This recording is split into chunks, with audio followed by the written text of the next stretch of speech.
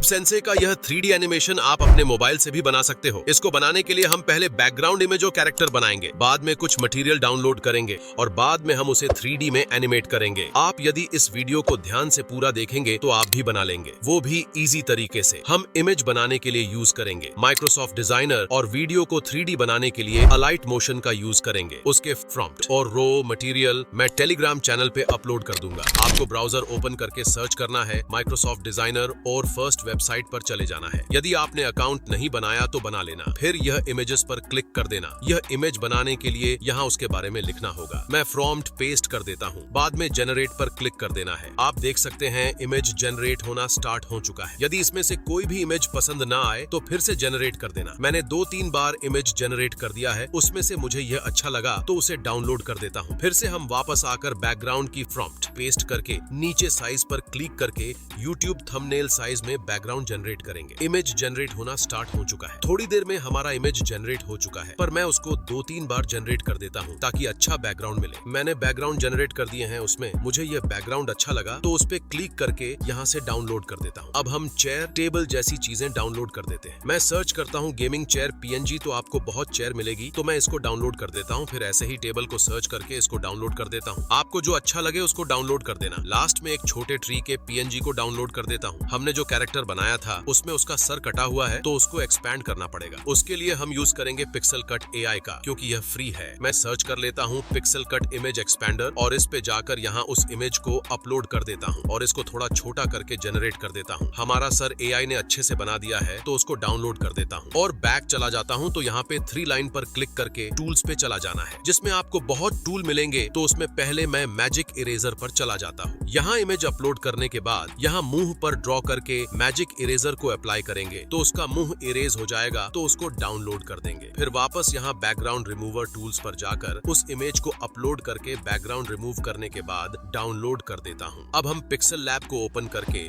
यहाँ प्लस से उस टेबल को ले आएंगे जिसको हमने डाउनलोड किया था। उसकी साइज बढ़ाने के बाद उसको बीच में लाकर रख देंगे और उसको लॉक कर देंगे। हमने जो छोटा ट्री डाउनलोड किया था उसको ऐड करेंगे और उसकी साइज को कम करके उसको अच्छे से टेबल पर एडजस्ट कर देंगे। फिर उसको जूम करने के बाद यह ड्रॉ पर जाकर ब्लैक कलर लेने के बाद नियॉन इफेक्ट को ऑन करने के बाद ब्लर को 5 पर सेट करके यहाँ ट्री के नीचे शैडो ड्रॉ कर देंगे और बाद में उसको पेड़ और टेबल के बीच में रख के इस इमेज को ट्रांसपेरेंट करके अल्ट्रा HD में सेव कर देंगे। अब हमारा काम बाकी है उसको एनिमेट करना। इसके लिए अलाइट मोशन को ओपन करके एक नया प्रोजेक्ट बना लेना है। यहाँ प्लस के आइकॉन पर क्लिक करोगे तो यहाँ दूसरे नंबर पे मीडिया पर क्लिक करके जो हमने बैकग्राउंड इमेज बनाया था उसको इंपोर्ट कर देते हैं। आपको मूव एंड ट्रांसफॉर्म पे चले जाना है। यहाँ आपको X एक्सिस, Y एक्सिस और Z एक्सिस मिलेगा, जिसको मैं आपको समझा देता हूँ। हम X और Y एक्सिस से इमेज को ऊपर नीचे या राइट लेफ्ट कर सकते और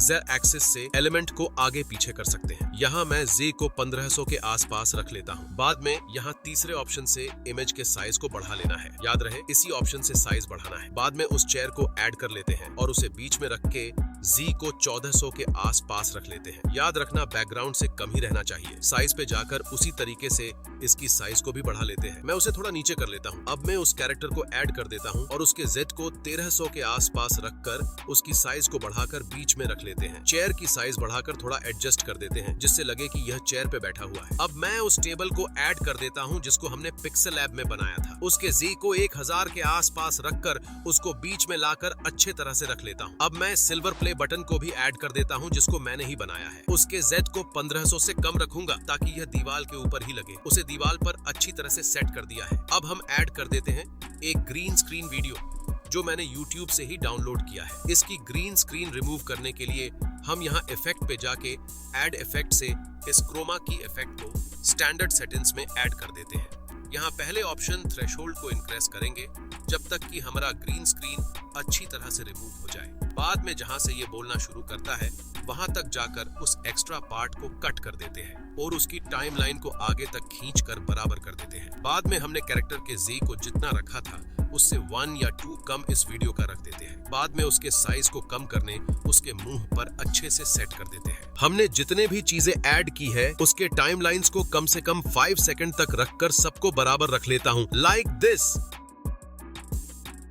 आप देख सकते हो हमारा वीडियो कुछ इस तरह का बन चुका है। फिर हम प्लस पर जाकर चौथे ऑप्शन पर जाकर इस पहला ऑब्जेक्ट कैमरा को ऐड कर देते हैं। हम यहाँ क्लिक करके यहाँ से कैमरा व्यू को ऑन कर देते हैं। अब हम मूव एंड ट्रांसफॉर्म पे जाकर फर्स्ट में एक की फ्रेम और लास्ट में एक की फ्रेम ऐड कर देता हूँ। हम फर्स्ट की फ्रेम पे चले जाते हैं। हम यहाँ मूव करेंगे तो यहाँ 3D एनिमेशन दिखने को मिलेगा। हम Z को -280 के आसपास रखकर X और Y से कुछ इस तरह सेट कर देते हैं। हमारा वीडियो कुछ इस तरह का बन गया है। तो हम उसे और अच्छा बनाने के लिए दोनों की फ्रेम के बीच में इस ग्राफ को ऐड कर देता हूँ। तो अब हमारा एनिमेशन स्मूथ होकर कुछ ऐसा बन चुका है। अब हम उसे एक्सपोर्ट करने के बाद सेव कर देते हैं। आप यदि इमेजेस के फ्रंट और मटेरियल डाउनलोड करना चाहते हो तो मैंने टेलीग्राम चैनल पे अपलोड कर दिया है और उसका लिंक डिस्क्रिप्शन में मिल जाएगा।